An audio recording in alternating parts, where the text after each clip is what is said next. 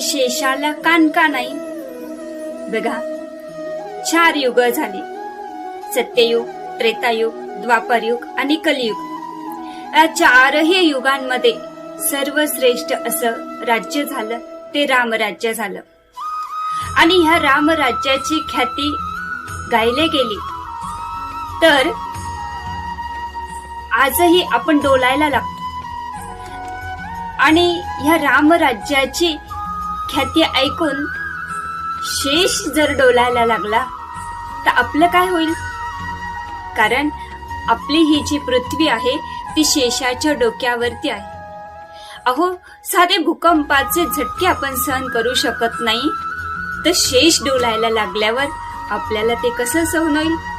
आणि म्हणूनच भगवंतांनी शेषाचे कान काढून घेतले. जय जय राम कृष्ण हरे.